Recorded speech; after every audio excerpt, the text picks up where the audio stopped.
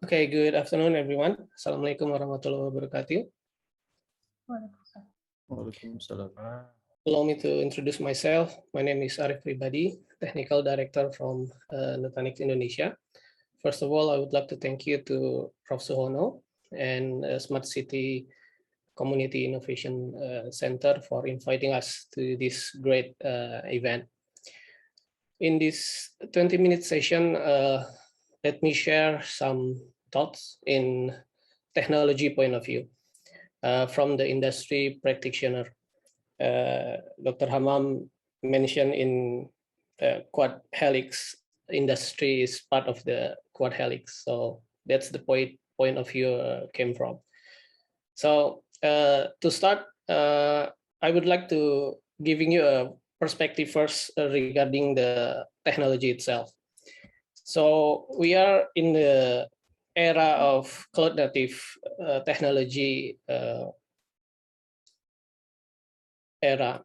It started from 2010 actually. The technology was brought by social media tech companies and public cloud providers. And in that year, the digital economy started to grow. A lot of startups and disruptive business model emerge.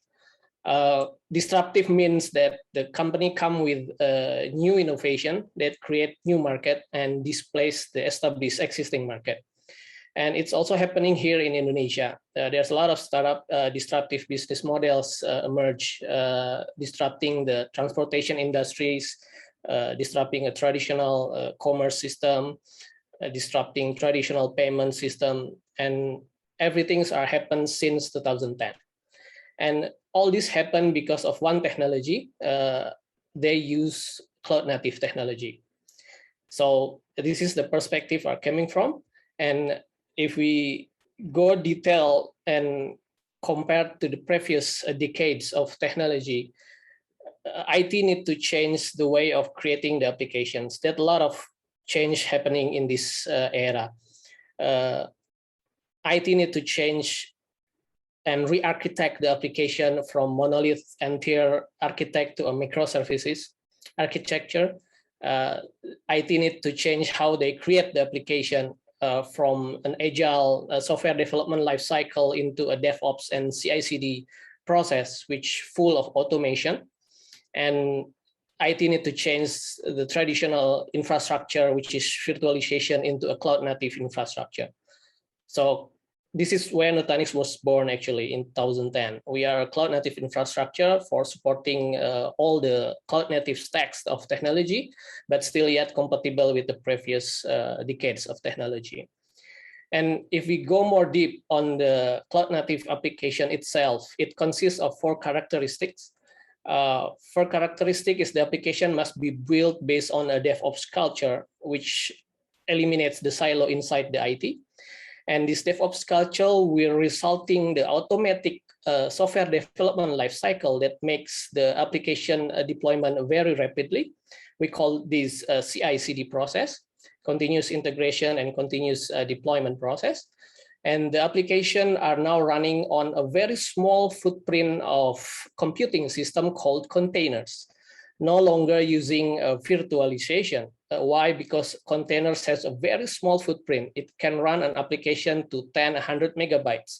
So it's very useful in edge computing, which usually in smart cities, we call it IoT, right? And the 4th characteristic is the microservice architecture. The application need to be based on a small lot of services, independent to each other and connected to a function called API, Application Programming Interface, which make the application really responsive to business and current situation. And what that makes sense for business owner, why the startup using cloud native? This is the thing that makes sense for them. In the left side is the old or traditional monolith application, which build all the services into a single application package. That's why they call it monolith. And the services inside the package is dependent between each other. So if you need to change one of the service, it will impact the others. That's why if you do the processing through this package, whether it's building, enhancing, or even destroying, you need to do it in series of process because they are dependent each other. While in the right side is the microservices architecture, which is the cloud native one. As you can see, it consists of multiple services independent between each other. So if you do process into it, you will have a parallel of processing. And the example of these both application in the monolith, we can see a finance core banking or industry ERP system. It's a type of monolith application which very hard to change, right? When we called it a microservices example in our daily life, you can see from the Gojek platform, you can see a GoRide, GoFood, GoPay, GoSend, they are all microservices. You can see they've been enhanced without interrupting any other services inside, right? It's going rapidly. And in terms of why it's very makes sense to business owners, previous technology, perhaps you can have a new application up and running 4 to 6 months. And if you compare to microservices, you can have it in 2 or 4 weeks, right? And it can be continuously improved. This is the key. Besides the faster time to market, because 2 to 4 weeks is really fast creating an application, but it can continuously improve. This is the key where the application can be very agile, responding to the business current needs. This is why the cloud native it very makes sense. That's why all the startups that happening from 2010 and disrupting the business is using this technology. Okay, so that's my first perspective for you to see before we move on, right? And now the next question is how we implement those technology into a smart cities platform. Okay, so this is a common smart cities architecture. It consists of 5 things. It consists of edge computing. A small set of data centers reside on the edge, near the citizen's service, where the data is, right? It can be smart transportation with all smart digital furniture there.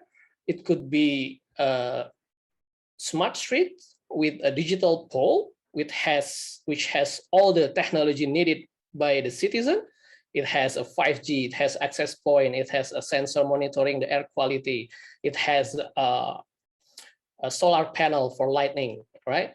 It could be a traffic control, right? We call it smart junctions. It consists of a small data center, we call it edge computing, connected sensors and CCTV definitely, and it equipped with machine learning and AI inferencing system to detect a street object, and based on those information, the system can govern and control the traffic through a traffic light and through a pedestrian signals. This is common things in a smart cities platform. The second part of it is the data hub. This is the blood vein that the system has. It's transport the data, it's ingest the data, it's transform the data. This is where the AI and machine learning inferencing happen. It can be consist of multiple database around cities, multiple location, right? And the third component is the data center itself, the core application where the city officers handling and managing the application.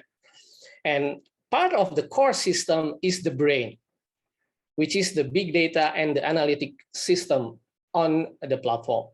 So this is where the big data is, this is where the data modeling is, this is where the data warehouse is, this is all the information are machine learning based analyzed. The result of it can be a real-time information to citizen directly, or it could be go back to the edge computing itself. But the platform or the data analytic system must having a concept of open data means that the data need to be accessed by everyone and shared. And the system also able to accept data from other data resources like weather forecasts, trend schedule, Google traffic, right? Social security number from Dukcapil, or vaccine information from Ministry of Health. So this is the fourth component in the Smart Cities platform. And the fifth one, the last but not least, is actually the DevOps and development kit platform for developers to be able to enable, change, modify the application rapidly. And this is the common Smart Cities platform. Again, back to the question, how we implement cloud native into this platform. Our customers usually use this approach. We call it a cloud transformation journey. It consists of 3 steps. First step is standardizing the traditional infrastructure to a modern cloud native infrastructure in all locations. The second step is start building the platform based on cloud native architecture. It's not just using the architecture, but also need to do the process transformation from a standard agile development lifecycle into a DevOps culture lifecycle. And the third one, we need to extend the platform to a public cloud service.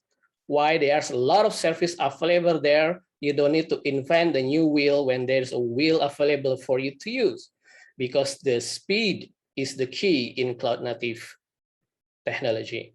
So let's go into these details. This is the common cloud native architecture looks like.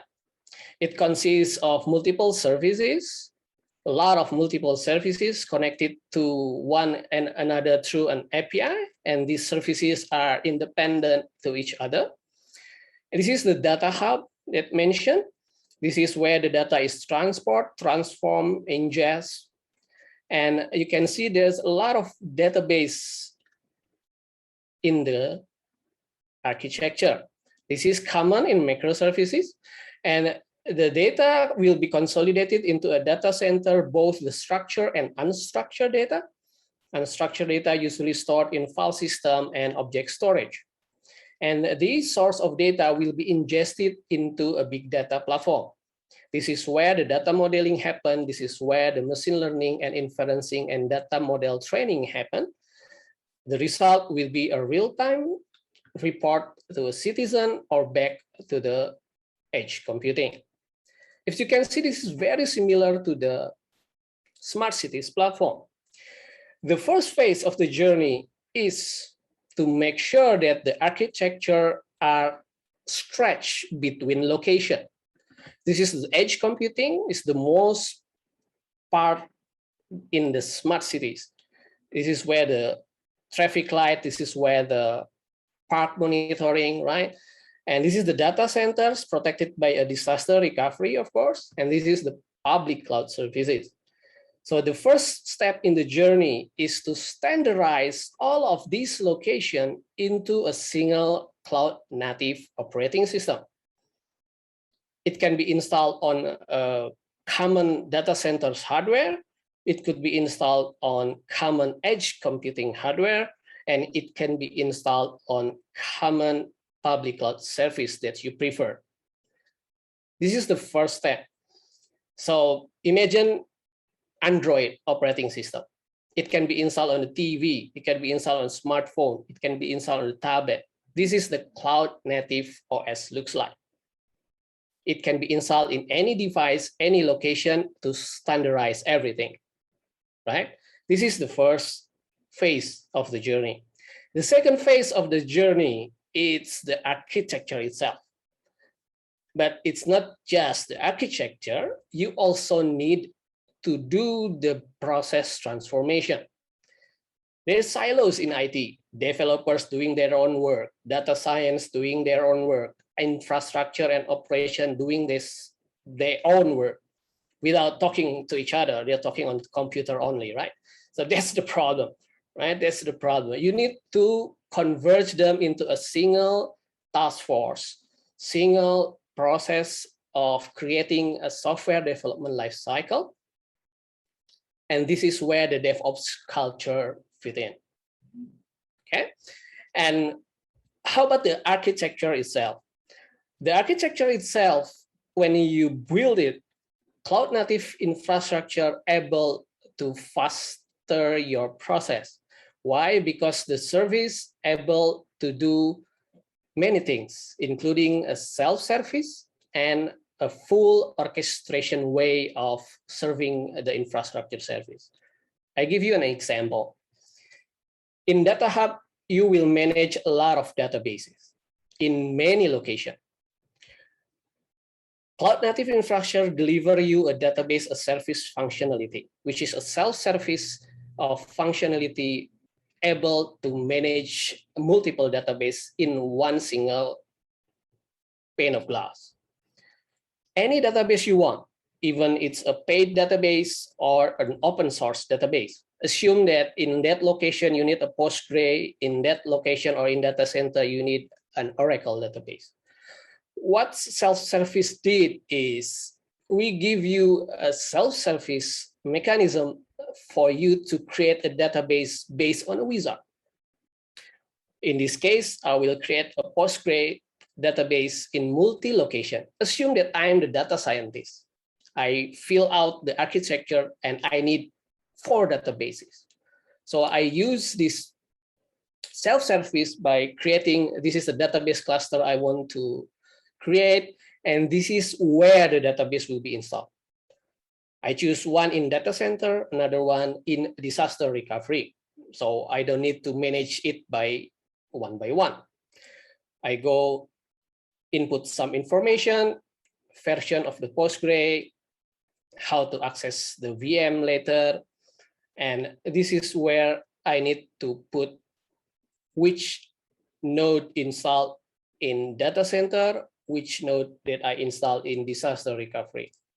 So in this case, I will create 2 nodes in data center and 1 server node in disaster recovery. So I created 3 servers in just one wizard, right? And then I click next. So this is where I need to configure the cluster name, the port, and of course, you can see in the bottom of the wizard how the communication between this database. Is it synchronous? This is asynchronous. We are talking about 3 locations or 3 servers in 2 locations and how the data can be synchronized to each other, right?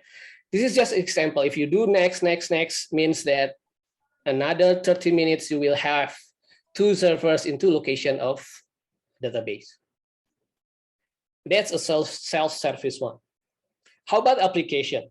Application also the same. We have an on-premise marketplace. Any application that you need to use in the architecture, you just choose it from the marketplace. You need a search index. You need in-memory cache. You need a NoSQL database. You need a big data, of course, in the architecture. You need a system to ingest data to the big data. You need a messaging bus in the architecture. And you need a machine learning library. Everything will be provided by a marketplace. For example, I just click. This is how I create in-memory caching.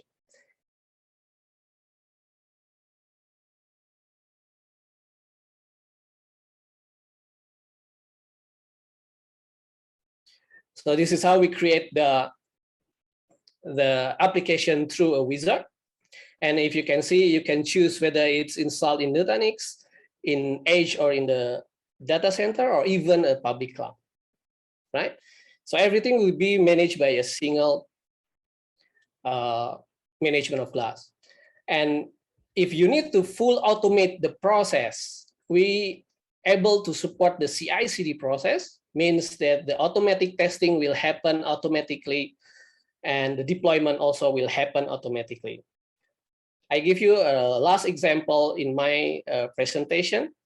This is one of our customers having an application of monitoring a park before COVID-19.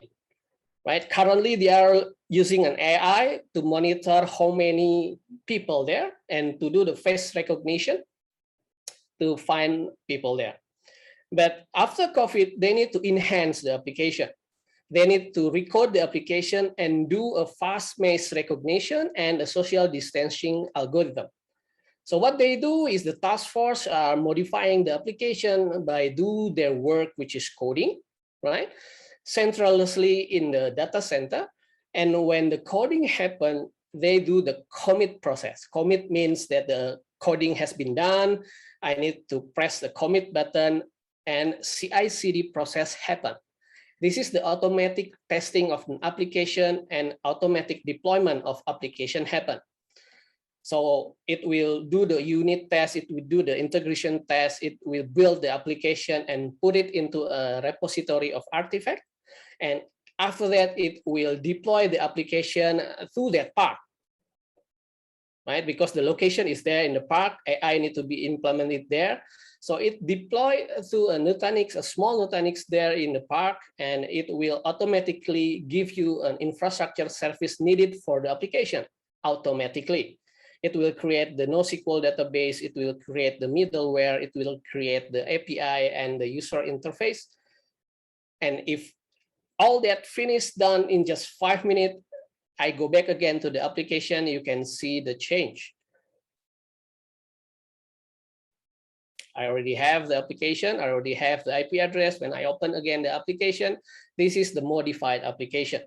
It will detect people if they're close to each other beyond 200 meters, it will alert the local authorities.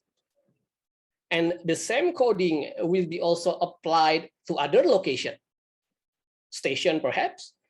You can see, you can define the alert when the people are surrounding or together inside the distance of social distancing. So this is how fast the cloud native able to do. You can install it very fast. Everything need to be centralized. And those journey is one of the way of our customers doing it. Okay, this is my live site. Thank you for the time. Wabillahi taufiq wal hidayah. Assalamualaikum warahmatullahi wabarakatuh. Back to you, Bu Fetty.